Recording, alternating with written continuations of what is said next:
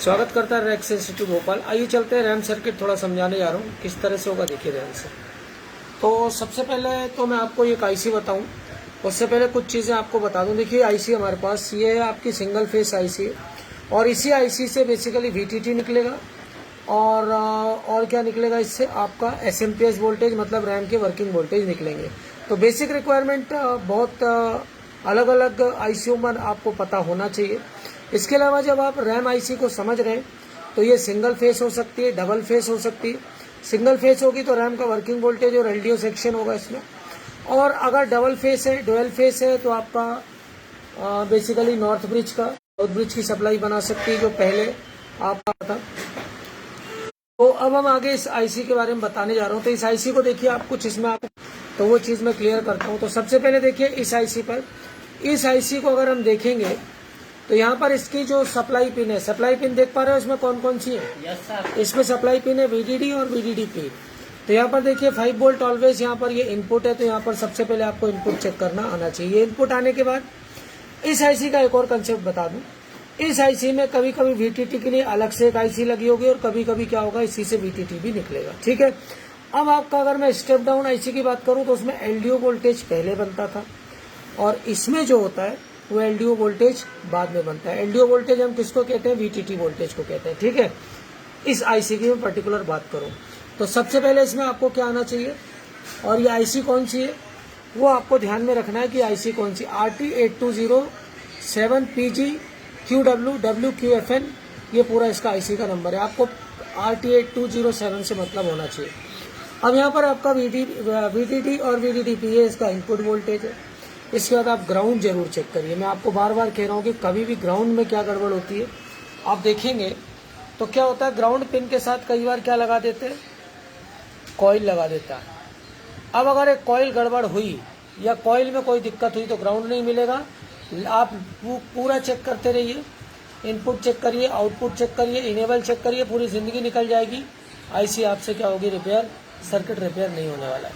तो कभी भी कंफ्यूज मत होइए। जो भी ग्राउंड है उस ग्राउंड को प्रॉपर चेक करिए। अगर इसके साथ कॉइल लगी हुई है तो मान के चलिए कि आपको चेक करना ही करना है। कॉइल अगर गड़बड़ हुई तो ग्राउंड चला जाएगा। अब इस आईसी में ग्राउंड देखिए, एक ये ग्राउंड है और एक वीटीटी का ग्राउंड है। अभी मैं वीटीटी के बारे में बताता हूँ कैसे काम करता है। तो सबसे पहले ये 2 वोल्ट आते हैं, इसके बाद आपका बूट पे वोल्ट आएगा। अब देखिए इस बूट पिन पर कोई डायोड नहीं दिया हुआ है, तो डायोड इंटरनली है। तो डायोड क्या है, डायोड कुछ ना कुछ वोल्टेज गिराएगा। तो यही जो 5 वोल्ट है डायोड से होता हुआ इस बूट पिन से क्या होता है, ये रजिस्टर और कैपेसिटर से होता हुआ मेन कहाँ चला जाता है, ये आप देख पा रहे होंगे। ये जो आउटपुट पिन है यहाँ पर ड्रेन 2 और सोर्स 1 का, ये आउटपुट पिन है इसकी। ठीक है। ये डुअल मॉसफेट लगा हुआ है यहाँ पर, तो आप इस मॉसफेट को समझ पा रहे होंगे।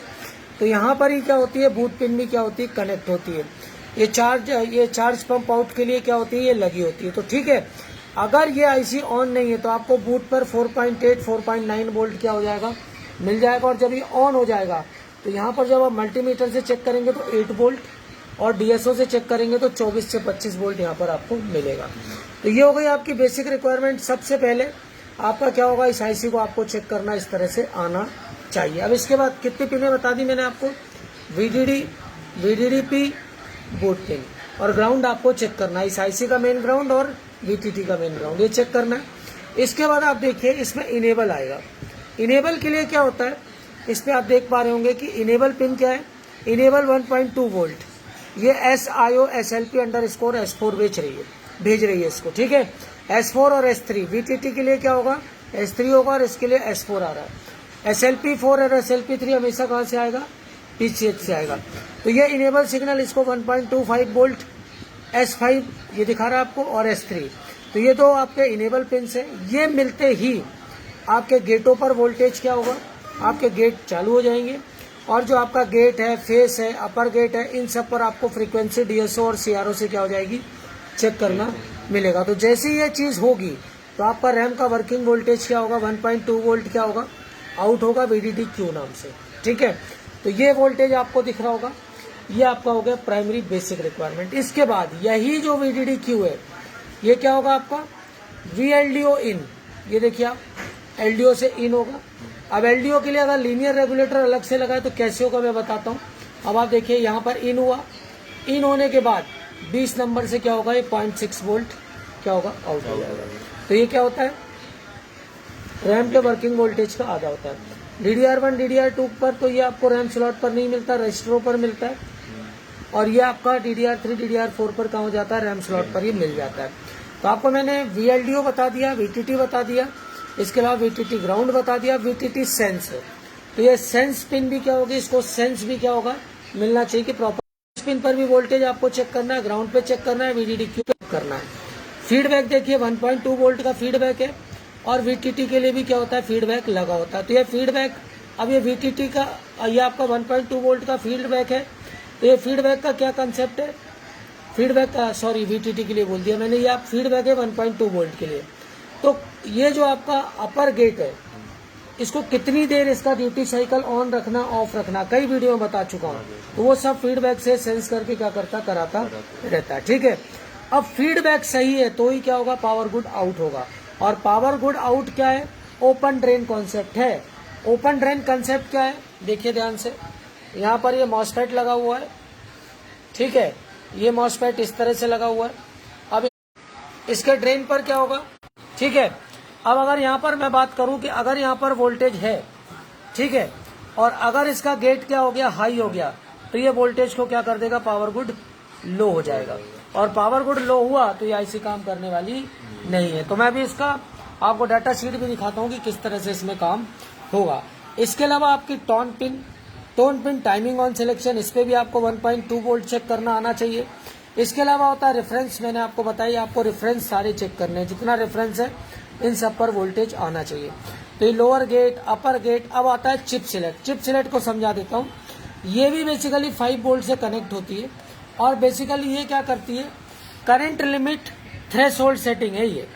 इनपुट मतलब current limit threshold setting, input मतलब करंट की लिमिट कितनी होगी, वो यहाँ पर क्या होती है, ये सेंस करता रहता है। करंट की लिमिट को क्या करता है, ये चेक करता है कि प्रॉपर है या नहीं। और देखिए ग्राउंड से ये भी कनेक्टेड होता है, ठीक है। तो ये रजिस्टर, ये कैपेसिटर।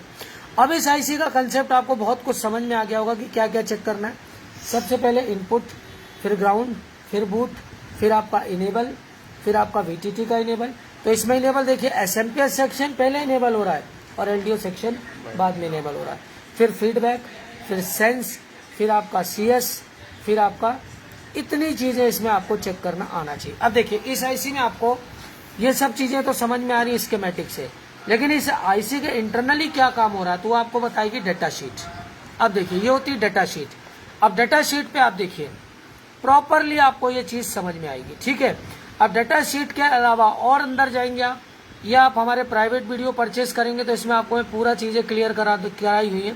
बाकी यहाँ पर बहुत कुछ बता दे रहा हूँ मैं आपको कि 1 number, 2 number, 3 number, 4 number, 5 number जो पिने हैं सब पर क्या करेगा, ये आपको कितना वोल्टेज होना है, क्या होना है, वो सब यहाँ पर क्या करेगा, बताएगा। अब इसकी डाटा शीट के अलावा इसमें फंक्शनल डायग्राम भी क्या करना पड़ेगा, आपको लोड करना पड़ेगा। देखता हूँ इसमें मेरे पास फंक्शनल है कि नहीं, इसमें देख लेते। नहीं, इसमें मेरे पास अभी फंक्शनल डाउनलोड नहीं है। तो फंक्शनल में इसके अंदर कंपैरेटर्स लगे होते हैं जो सारी चीजों को कंपेयर करके क्या करते हैं, सारी चीज यहाँ पर बताते हैं। देखिए अब आप देखिए यहाँ पर, ये देखिए VDDP, VDD, CS और पावर गुड, ये सब काय से कनेक्ट है, 5 वोल्ट से कनेक्ट है। अब अगर पावर गुड लो हुआ तो यहाँ पर एक क्या, लो किस कंडीशन में होगा, अगर कुछ भी गड़बड़ हुआ तो यहाँ पर एक मॉसफेट लगा है 3 लैक्स का, यहाँ पर ये क्या आ रहा है, 5 वोल्ट आ रहा है इसके ड्रेन में, तो इसका गेट क्या हो जाएगा, तुरंत लो हो जाएगा। तो ये जो 5 वोल्ट है क्या हो जाएगा, ग्राउंड हो जाएगा। तो पावर गुड लाइन पे जो 5 वोल्ट मिल रहा है वो क्या मिल रहा है आपको, ग्राउंड। मतलब इस आईसी ने कुछ इंटरनली सेंस किया है जो प्रॉपर नहीं है, तो ये पावर गुड तुरंत क्या होगा, ग्राउंड होगा। तो ये जो पावर गुड की लाइन है क्या हो जाएगी, ग्राउंड हो जाएगी। समझ में आ रहा है? तो आपको ये चीजें यहाँ पर क्लियरली समझ में आ जाएगी। इसके अलावा आप देखिए reference, VTT reference, VTT Q control mode, discharge mode है।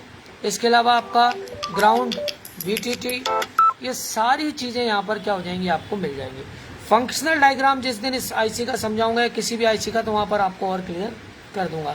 तो ये आप देख पा रहे होंगे रैम की डेटा शीट। जो भी मेरे ओल्ड स्टूडेंट्स हैं, एक एक जितने वीडियोस में बना रहा हूँ इनको अपने पास डाउनलोड करके सेव करते हुए चलें, ताकि उनको रिपेयरिंग में किसी भी तरह की कोई दिक्कत ना रहे। तो ये आपको इस तरह से एक एक चीज़ मैंने क्लियर कराई।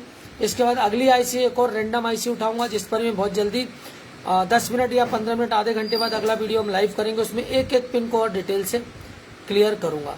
तो ये लैपटॉप का अगर एडवांस लेवल आपको करना है, जो माइक्रो लेवल होता है उस पर अगर आपको काम करना है, तो उस पर ये सारी चीज़ें मैं आपको और एडवांस लेवल हमें ज्वाइन करके कर सकते हो। थैंक्स।